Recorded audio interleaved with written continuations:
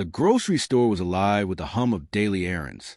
Shoppers pushed their carts through the aisles, some lost in thought, others chatting quietly. It was a sunny afternoon in a small neighborhood in Ohio, a place where everyone seemed to know everyone. But today, the usual flow of routine would break in the most unexpected way. Near the produce section, an elderly woman, probably in her late 70s, stood adjusting her glasses. She had an air of impatience, muttering under her breath as she reached for a bag of apples. Her faded cardigan and carefully pinned silver hair gave her an unassuming look, but what followed was anything but. A young black man, tall and dressed casually in a blue hoodie and jeans, approached the same stand, reaching for a bag of oranges nearby. His name was Right Now. He was calm, polite, and seemed to blend effortlessly into the flow of the store. He was texting on his phone while balancing a basket of groceries when it happened. The elderly woman turned sharply, noticing Right Now's presence, and her expression shifted. It wasn't subtle. Her eyes narrowed and her lips pursed tightly. "You people don't belong here," she said, loudly enough for others nearby to hear. Right Now froze, his fingers hovering over his phone. When he looked up, she continued, her tone sharp and cutting. "Why don't you go back to Africa where you came from?" The air seemed to thicken. A couple of shoppers nearby stopped in their tracks. Some exchanged uncomfortable glances, while others pretended not to hear. The rhythm of the store halted, replaced by an awkward silence that stretched far too long. Right Now's initial reaction was shock. His brow furrowed, and for a moment, it looked like he might say something immediately. But he didn't. Instead, he took a slow breath, his face unreadable, as though he was weighing every possible response. The woman, still clutching her apples, stood her ground, unapologetic and firm. The tension was palpable, and everyone within earshot could feel it. A young mother quickly steered her child away, while an older man near potatoes glanced nervously at Right Now, waiting to see what he would do. The silence that followed was heavier than any words, setting the stage for what would come next. For a moment, Right Now stood completely still, his hand gripping the handle of his grocery basket. The world around him seemed to shrink, every sound in the store muffled, every face turned in his direction. The woman's words hung in the air like a bad smell no one could escape. The elderly woman didn't back down. Her stance was defiant, as though she expected no argument. She adjusted her cardigan with a huff, her chin lifted in a way that dared him to respond. A young employee stacking bananas a few feet away froze mid-motion, unsure whether to step in or stay out of it. A cashier craned her neck to get a better view. The growing crowd didn't move closer, but they didn't leave either. They were witnesses now, like it or not. Right Now glanced at the woman, his face calm but his eyes full of thought. 1,000 responses raced through his mind. He could lash out, yell, or storm off, but none of those options felt right. The tension pressed on him like a weight. But instead of breaking, he allowed himself a moment to breathe. He shifted his basket to his other hand and straightened his posture, his presence growing larger in the silence. His voice, when it came, was calm but deliberate, cutting through the awkward atmosphere. "Ma'am," he began, his tone measured, "do you even realize what you just said?" His question wasn't accusatory. It was reflective, almost like he was giving her a chance to think about her words. But she didn't seem interested in reflection. "I said what I said," she snapped, her voice rising. "This is my country. People like you don't belong here." That was it. A young woman near the bread aisle gasped audibly, and the quiet murmur of the crowd grew louder. Yet Right Now remained steady. He didn't raise his voice. He didn't take a step closer. Instead, he let the pause stretch, giving her words a chance to settle into the ears of everyone around them. "All right," he said, finally nodding slowly. His calmness was disarming, almost unsettling in its strength. "Let's talk about that since you brought it up." The room held its breath, waiting for his response. The storm was coming, but it wasn't the kind anyone expected. Right Now shifted his weight, setting his basket down on the floor with deliberate care. His calmness felt like gravity, pulling everyone closer, even those pretending not to listen. He fixed his gaze on the elderly woman, not with anger, but with a kind of quiet determination that made her shift uncomfortably. You said I don't belong here, he began, his voice steady but firm. But let me tell you something about where I come from. His words carried weight, each one spoken like it had been carefully chosen. My great-great-grandfather was born in Mississippi, he said, pausing just enough to let the words sink in. He was a sharecropper, working land he didn't own, breaking his back so his kids might have a better life. His father, he was a slave, kidnapped, beaten, sold like property. And for what? To help build the very country you're standing in. The woman's lips tightened, but she said nothing. The crowd, however, was transfixed. A man near the dairy section, who had been glancing at his phone, put it down entirely. An older couple whispered to each other, but didn't look away. My grandfather, right now, continued, his voice gaining strength, fought in World War II, fought for a country that sent him overseas to risk his life, only to treat him like dirt when he came back. Couldn't sit at the same counters, couldn't drink from the same fountains. But he stayed. You know why? Because he believed in this country's promise, even when it didn't believe in him. A hush fell over the room. Even the hum of the refrigerator seemed quieter now. And my parents, he went on, his tone softening but losing none of its intensity.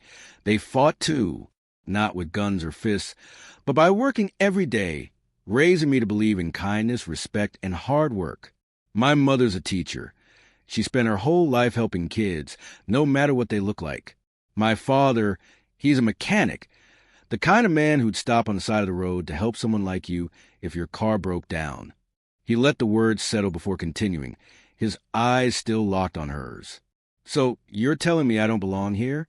That I should go back to Africa? He shook his head slightly, his voice now carrying a hint of sadness. Ma'am, I am as much a part of this country as you are, maybe even more, because my family paid the price for it in blood, sweat, and tears. The elderly woman's face flushed, her hands trembling slightly as she clutched her apples. She opened her mouth as if to respond, but stopped, her words catching in her throat. Right now took a step back, his composure unshaken. I could have walked away, he said, addressing the entire crowd now. But what good would that do? Ignorance doesn't get better in silence. It's up to all of us to be better than this, to be better than words like those. The weight of his words lingered, but the story wasn't over yet. The crowd's reaction would speak louder than anything else. The silence after right now's words was almost deafening. For a moment, no one moved. The elderly woman's face was a patchwork of emotions, anger, embarrassment, and something deeper, something that looked almost like shame. She glanced around the crowd, as if searching for an ally, but none came. A middle-aged man with a baseball cap stepped forward. He's right, the man said, his voice breaking the quiet. We've got to be better than this. His words seemed to break a spell.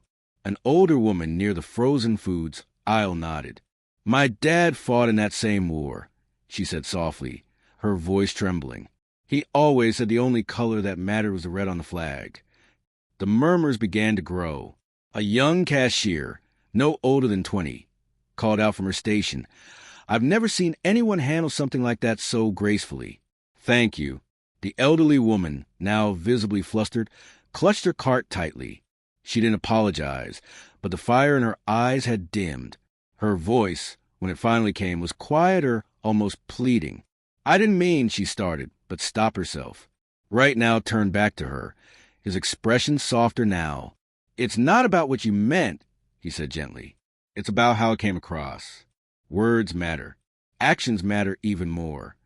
A man from the deli counter clapped, slowly breaking the tension. It was hesitant at first, but then others joined in, the sound swelling into something undeniable. People clapped not just for right now's words, but for the courage it took to confront hate with dignity. The elderly woman looked around one last time, her face pale, before quietly wheeling her cart toward the exit. As she walked away, a few people moved to comfort her right now. One woman placed a hand on his shoulder and said, "Thank you for saying what needed to be said." Right now smiled faintly, lifting his basket back into his hand. Sometimes, he said, almost to himself, it's not about winning or losing. It's about making sure people hear the truth. The crowd slowly dispersed, the tension in the air replaced by a sense of reflection. Some looked inspired, others thoughtful, but everyone seemed changed in some small way. The moment had passed, but the impact of right now's words was far from over. As the crowd returned to their routines, the atmosphere in the grocery store felt different, quieter, more thoughtful. Right now finished his shopping, his steps measured, as if he were processing everything that had just happened. The weight of the moment hadn't shaken him, but it had left him reflective. At the checkout line, the young cashier who had spoken up earlier scanned his items with a shy smile. "What you said back there," she hesitated, then continued, "it meant a lot. People don't always stand up like that, especially with such grace." Right now smiled back, his tone warm. Sometimes grace is the only way to break through. Anger just builds walls. Outside, the sun was beginning to set, casting long shadows across the parking lot. As Right Now walked his car, he noticed the elderly woman sitting in hers, gripping the steering wheel tightly. For a moment, he thought about walking over to her, but decided against it. Some lessons take time to settle, and he had already said what needed to be said. Later that evening, Right Now sat with his father at the kitchen table, recounting the day's events.